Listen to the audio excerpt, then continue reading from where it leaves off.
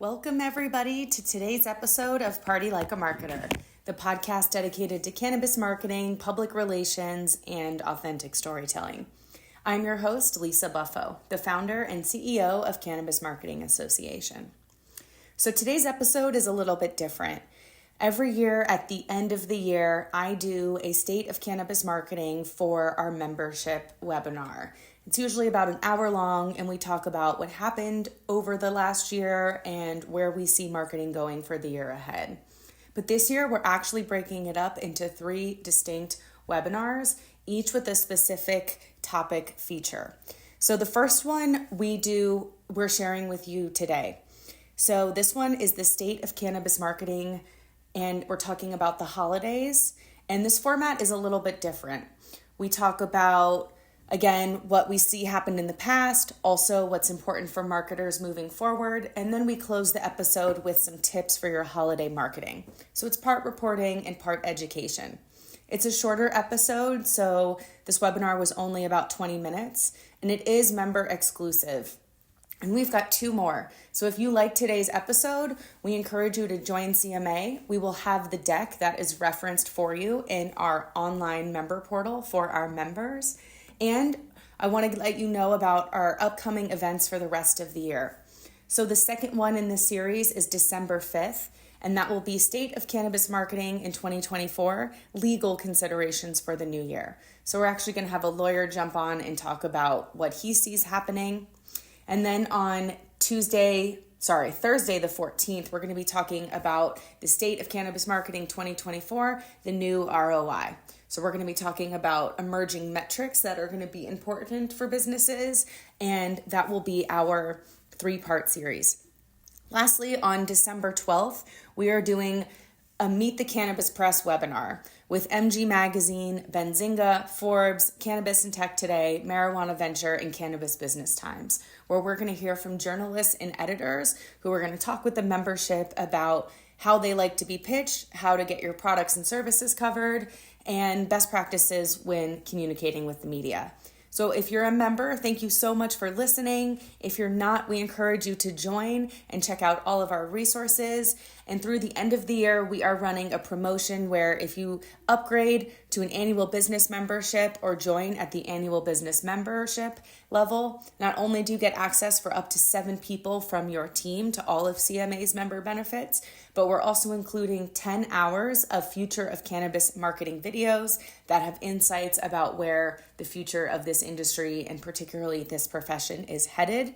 We're also including a media spotlight for your company across all of our channels, so blog, social, email, as well. And then lastly, we're offering 2 hours of free complimentary consulting from our leadership team. So that includes myself, and we'll help you out with whatever projects you've got going on from a strategy perspective as well. So thank you so much, and let's get started with the State of Cannabis Marketing holiday shopping. Hello, everybody. Let's get into it. Okay. Whoops, where is it? Okay, cool. I think you guys can see my screen. If you can't, Emily, just shout, but we're going to jump right into this. So for those of you who have been members for a few years, we do this every holiday season.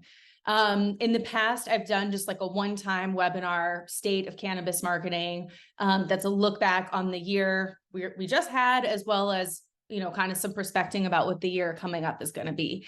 This year, we wanted to do something a little bit different. So we're breaking it up into 3. So this is a 3-part series where we are going to be talking about some marketing strategies, but I wanted to try a new style with you. And we're going to do some reporting here. So bear with me with it, but we got a new style, State of Cannabis Marketing holiday episode today. Okay. So talk a little bit about CMA, what we've got going on. And then the 3 big topics I want to cover today are some hot partnerships in the marketing world. We'll talk about AI a little bit. Obviously, that's been a topic of the year. And then we'll go into those holiday marketing strategies. And then at the end, I've been getting more emails from you all about wanting to connect with each other. So we're going to have some time specifically where if you have like an end of year request, maybe you're looking for a partner in this realm, a service provider in that realm, a coffee you want to have at BizCon, you can throw that in the chat then and see if we can connect you all on kind of a more specific level today, and make the space where we can to do that. So jumping into it. So we talk a lot about storytelling at CMA, and I recognize sometimes I could do a better job of doing that myself. So I wanted to remind you, our members, of our mission. So this is why this community exists. And it is to bring a positive perception to an authentic understanding of cannabis and its consumers around the world. So we, of course, are interested in storytelling and recognize that we as a community are telling the story of our industry, the story of cannabis and our products, and, the story of the end of prohibition as a collective with all of our work. And we want to see that held to really high standards and done as best as we can. So this community is to hold space for that, and we provide you with opportunities for professional growth by providing education through events like this and our summit in June, and all the webinars and content we do throughout the year, cultivating community through networking and establishing best practices. Further, we think all brands, businesses, and communities should have a detailed set of core values. This is on our website, but ours are authenticity, inclusivity, and sustainable growth. This allows us as an organization to align our projects strategically to make sure we're building and hiring and having a great internal company culture, but also this is what we want to see reflected within our members. So we want to see you just take a look at this if you haven't. This is on our site, but these are the core values of CMA. Okay, we got 6 weeks left in the year. We've got a bunch of upcoming events. Obviously today at BizCon, we're no longer competing with a million happy hours. So we're doing brunch on Thursday at Bagel Mania. It's right outside the convention center. So stop in on your way to the show. We're gonna have mimosas, juice, fruit platters, latkes, sandwiches, 12 pitchers of mimosas. Like we're doing brunch. So come to that. You can register always on the website. Part 2 of this is going to have a focus on legal considerations, and part 3 will be on ROI and what that means. And then we're doing a version of one of the panels we did that was a big hit at our Cannabis Marketing Summit in June about meeting the cannabis press. So you'll hear directly from cannabis journalists, and we're going to talk a bit about how to get your brand and company covered with MG Magazine, Benzinga, Forbes, Cannabis and Tech Today, Marijuana Venture, Cannabis Business Times. Pretty stacked lineup there. So be sure to sign up for that. And then something we're working on in the background is a partnership. One of our partners in Canada does a virtual conference in December. So we will send you some information on how to get involved with that. That will be free and open to you all as well. Okay, lastly, if you're a business or an individual member, we are running a promotion this fall that if you upgrade to our annual business membership, you can pick between 2 kind of value adds. One is a few hours of consulting. We get asked a lot in our member calls about pretty specific and detailed marketing kind of strategy things that is a bit out of scope as far as what we do in the community here. So we're adding that on as a service. We've already worked with a few folks as far as their strategies, their plans they got through 2024. I'm a former CMO. We're all marketers here, and we know a lot based on what we've seen being in this community. So that is one option. The other is the collective of all of our TED style talks that we've done in 2023 and 2022. There's 10 of them. They're about half hours each on the future of cannabis marketing. So you can watch all of those as a collective, look at what was predicted, what played out, what didn't, and what is still playing out. So you can pick between those 2. If you're interested in upgrading, let us know and we'll get it done. Okay. First part of this new series, I want to talk about current marketing news. So as an industry, I think 2024 is going to be actually a really big year for us. It is likely that rescheduling is going to happen next year, which I'm not going to talk about today, but that's another conversation. Which means that, again, it is really important for us. It's always been important for us to pay attention to what is happening in the mainstream marketing world. As a startup founder myself, I always like to look at what bigger companies are doing that have resources, budget, millions of dollars because their actions are probably informed by, some like informed strategy that they could pay for, data they could access, that we as startups don't have. So, and again, as cannabis as a CPG product, as a commodity in that sense, we need to pay attention to that. So let's talk about some marketing news. Nike, obviously, their major brand as far as like the definition of brand and a business for what they do, but they have shaken up their leadership. Old CMO is out, new CMO is in. Few important things in relation to this. Their president said on their last earnings call and in the release for this news, which happened, I think it was yesterday, but this week, that innovation, design, and storytelling have always been the heart and soul of Nike. These leadership changes enable us to obsess further our unparalleled innovation, product design, and storytelling, again, to reimagine sport for the next generation of athletes. Their old CMO had been with the company only about 5 years, since 2018. The new one was with the company for 2 decades, left to start her own agency, and they're bringing her back. But I wanted to note from the news around this that so quote from this article, the old CMO was at Nike's marketing helm for some of its most impactful and controversial output in recent years, including a Just Do It campaign with activist and former NFL quarterback Colin Kaepernick. The marketer also contended with internal turmoil, including reported pushback from Black employees over a lack of diversity. The issue flared up following a release of a 2020 ad featuring Kaepernick, Serena Williams, and LeBron James that arrived following mass protests for racial justice across the US, end quote. So again, as head marketers, you are responsible for external storytelling, also the internal storytelling. And if there's any misalignment in values and actions, regardless if that's kind of a marketing specific problem, the storyteller is going to be the one who will pay the price for it. So it is important to understand this, and partly why I brought up core values in the beginning is that is a essential part of keeping your business healthy. Along the same veins, literally last night, Bud Light ousted their CMO. So of course, alcohol, we want to pay attention to what they're doing, highly analogous to cannabis. And in this press release, Anheuser-Busch's CMO is stepping down after the company reported a slump in Bud Light sales. He will be, quote, resigning at the end of the year in order to embark on a new chapter in his career, which is probably PR speak for they asked him to leave. The world's biggest brewer reported a 13.5% decline in third quarter US revenue per 100 liters, which is a key KPI of beer sales. And again, the brand's Bud Light customers abandoned the beer after it partnered with transgender influencer Dylan Mulvaney and botched its response to the controversy. So again, as the chief storyteller, what we're seeing with these big brands, there's cultural changes happening. We need to pay attention to them.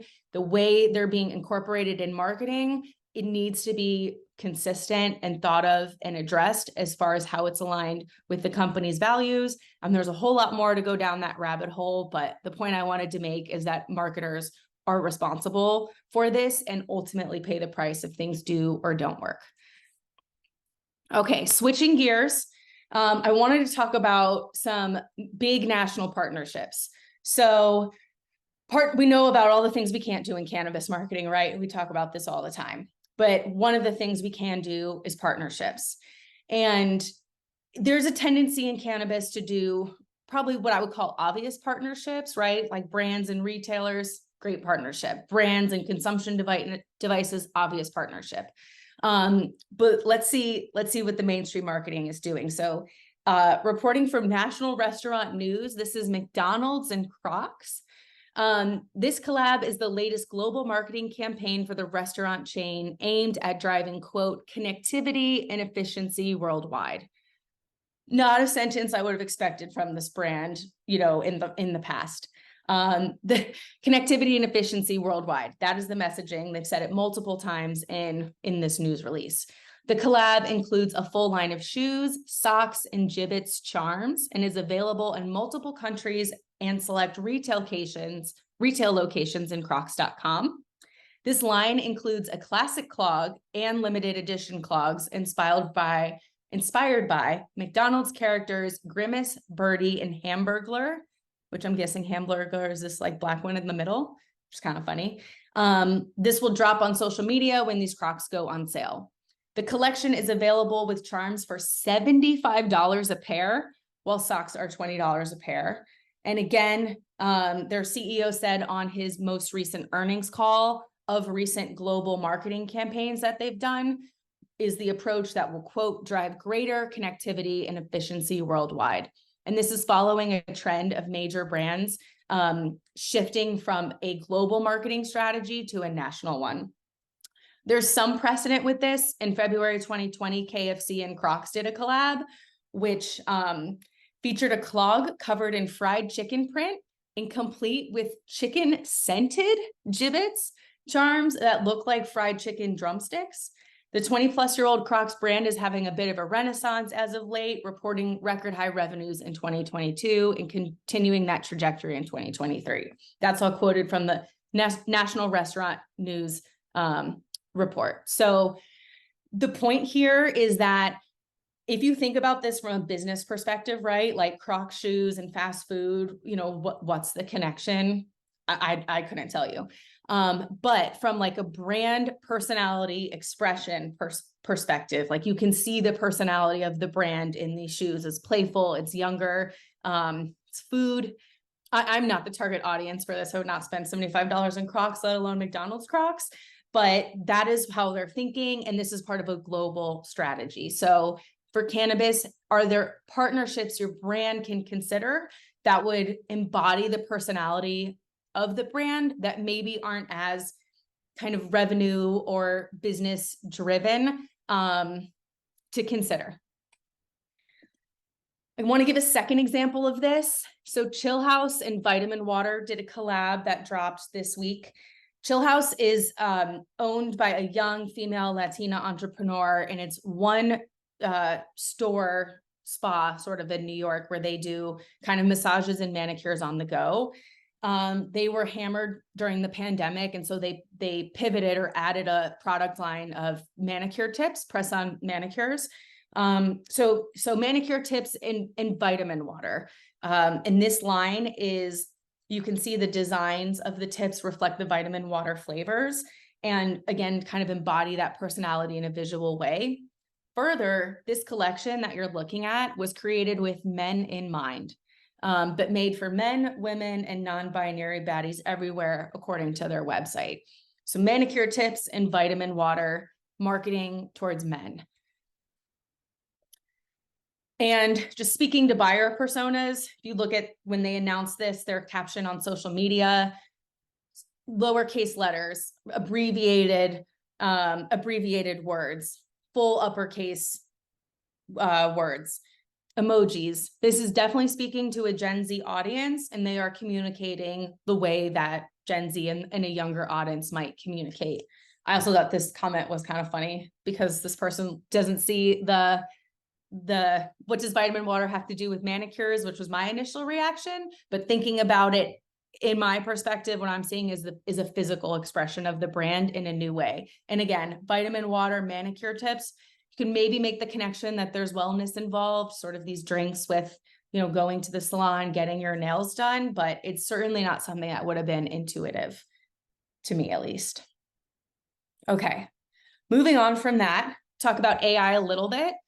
So this has been important to pay attention to. We've been following AI trends in marketing closely this year.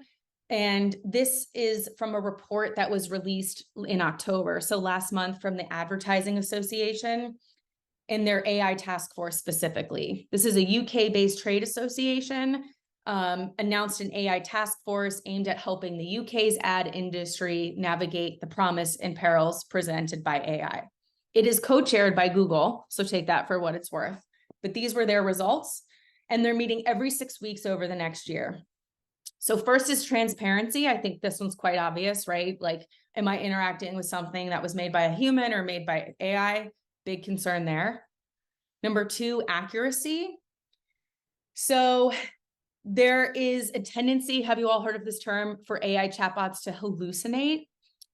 So there's been much written about this phenomenon, but there was a recent New York Times article published in which, quote, Microsoft's GPT-4 enabled Bing chatbot took a reporter on a hallucinatory roller coaster ride of a conversation, naming itself Sydney and trying to convince its interlocutor to leave his wife so that he and it could be together. That is a New York Times headline, not a Black Mirror episode. So accuracy. Number 2, unresolved issue around AI and marketing. Number 3 is employee morale. I starred this because I think this is obvious. I think we're noticing this and it's important. Gallup poll found that 75% of Americans believe AI will decrease the total number of US jobs over the next 10 years. And Goldman Sachs report in April found that advancements in AI could lead to the automation of 300 million jobs globally. That is almost the size of the population of the entire US. This is particularly concerning to young professionals, as well as those in graphic design and journalism, which revolve around creativity and content production. That is exactly our wheelhouse in the marketing community. This is something we need to talk about. I don't have the answer, but it is impacting employee morale, so consider that. For ownership, again, we've seen lawsuits of creators, writers, artists suing these chatbot companies because they're training their language models on copyrighted content. So that is currently being worked out in the courts. And then 5 is consent. So there's been a recent escalation of the use of deepfakes within marketing, which underscores the importance of consent. Marketers are, quote, excited about this because there's the potential for celebrity cameos that can be produced without actually needing to fly said celebrity to production site. We saw this come up in the SAG-AFTRA negotiations. AI was one of their largest sticking points, and it's already been an issue. There was a Volkswagen commercial that was recently published that used a deep fake of a person who was recently deceased. So top 5 biggest unresolved issues around AI and marketing: transparency, accuracy, employee morale, ownership, and consent. Okay, switching to the topic of this whole webinar is to talk about marketing during the holidays. First thing is the internet holidays. Black Friday is the OG internet holiday. It started as retail, moved to online. Now Cyber Monday is its own thing, which apparently, and I forget the name of the body, but whomever America decides determines holidays. It was an official holiday in 2005, so that was almost 20 years ago. I thought Cyber Monday personally was a little younger than that, but it's actually not. It's almost 18 years old now. But there was a study published in the Journal of Consumer Psychology that talks about kind of specific internet holidays.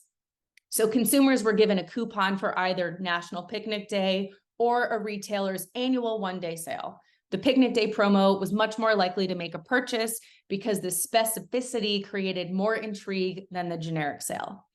So when you're planning for 2024, are there holidays you can maybe invent within your company? Is it your founding birthday? Is it the launch of a new product?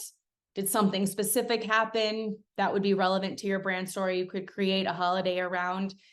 This holiday season might be the time to test that content in that copy and see if that works. We know there's a lot of discounting and sales in cannabis, and there's been a lot said about that, but special day promos do work to drive sales. Another tip, using stories and 24-hour kind of cycle available content to promote promotions. Sephora actually dropped several promo codes in their stories that created a viral engagement on social media. Obviously, you can directly copy those promo codes and do e-commerce checkout online. We can't quite do that in cannabis, but is there a way you could consider putting some type of promotional or incentive on stories that might be a 24-hour thing that would drive engagement in some way? Maybe folks get free stickers or, I don't know, reduced price t-shirts when they come into the retail store. But consider using that strategy of using stories to promote something in a short period of time that would happen offline. That is compliant, of course. Next, know the holiday shopper. We know about buyer personas within our own businesses, but do we know their holiday shopping persona? Pinterest created 3. The early bird. So the early bird shops for the winter holidays early in the year. The sooner you can reach this consumer, the more likely you'll be to get your products on her shopping list. That is not me, but some people are the early bird. The traditionalist, following holiday customs makes this shopper happy. She'll appreciate traditional holiday imagery and colors and ads. And then last, the self-gifter. This shopper, typically in her 30s, doesn't just buy gifts for others, but also for herself. Use your ad copy to encourage her to treat herself. So holiday shopping personas, the early bird, the traditionalist, and the self-gifter. Consider what those might be within your business. Another quick reminder, updating your social media copy and using language relevant to this time of year. This could be an ad for a million different things, but new year, new me. Incorporate the language of the holidays into your social media. This is the time to spice it up and change it up if you want to stick out amongst the sea of content that will be published over the next 6 weeks. And then lastly, gift guides. These tips apply to both gift guides, which is a tried and true marketing holiday strategy, but also just your marketing this season in general. So first, tap into nostalgia. Christmas brings up memories of childhood, magic, right? Santa was real at some point, perhaps. So how do you tap into nostalgia? You could use black and white pictures, old style fonts, and nostalgic photos from times gone by. When I read this, it made me think of the old like FAO Schwartz ads that had nutcrackers from decades past or old trains that kids used to have. Tap into nostalgia. Second, say thank you ahead of time. Stand out from the crowd by sending thank you cards to your loyal customers at Thanksgiving instead of waiting until the traditional Christmas and Hanukkah card giving season. That would be now. Third, focus on customer loyalty. Take the opportunity to offer a special gift to your best customers. This can be something like a discount or an experience like an exclusive first look at a new product. If you did a first look, it doesn't have to happen this season. It could be, Q1 or next year, but think about how to leverage customer loyalty in this gift giving season. And then lastly, don't forget about mobile. Literally 50% of online sales annually happen during 6 days. And they're in the holiday season. They're Thanksgiving and December. It's like before and after Black Friday, Cyber Monday, the day after Christmas, the day before, and a few other random days in December. But 6 days between now and the end of the year is where half of online sales are. So make sure your website is mobile optimized, and just consider that lens now more if you haven't already. Okay, so that's the end of my planned remarks. We've got about 5 minutes left. We will stay on, as long as you guys want to hang for a little bit, but I wanted to also allow you the opportunity to connect with each other. So members, if you need anything, questions, partnership, service providers, feel free to put it in the chat and make that ask. But I will also pull up the chat now and see if you guys have any questions. So if you have any questions, put them there. Okay.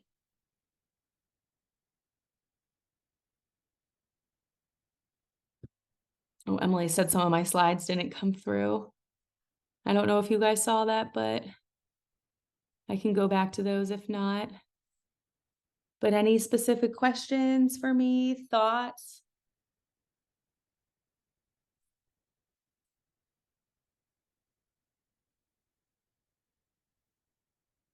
Okay, if not, then we will wrap with, again, quick reminder of the events we've got coming up. All of this can be found on the events section of our website. We have 2 more of these where we will be focusing on legal considerations for the new year as one, as well as the state of cannabis marketing, the new ROI as the third one. And wanted to remind you about upgrading and the new member promo we are doing for individual members. If you want to upgrade to business or if you're brand new, we're doing complimentary consulting as well as offering our Future of Cannabis marketing talks. And if you have any questions about anything, you can reach out to myself or Emily, our membership manager. We do want to know what you're interested in as far as content wise for next year. what problems you might be having. We do program very closely based on your feedback. This was a part of it, and appreciate your time today. Okay. Happy Thanksgiving, Kirsten. Hope to see you all at BizCon. Hope to see you at our mixer. And yes, happy Turkey Day. Thanks, Shauna. Thanks, Rudy. Thank you all for listening. And if you enjoyed this episode, check out our member portal for the final deck to our members. And we've got part 2 on December 5th, State of Cannabis Marketing, Legal Considerations for the New Year. And our final one, part 3 on December 14th, State of Cannabis Marketing, the new ROI. And don't forget, if you join or upgrade to our annual business membership, we are offering 10 hours of our Future of Cannabis Marketing content that is exclusive to those attendees. We're offering 2 hours of complimentary free strategy consulting as you put together your 2024 plans, as well as a media feature across all of our platforms, blog, social media, and newsletter. Thank you so much.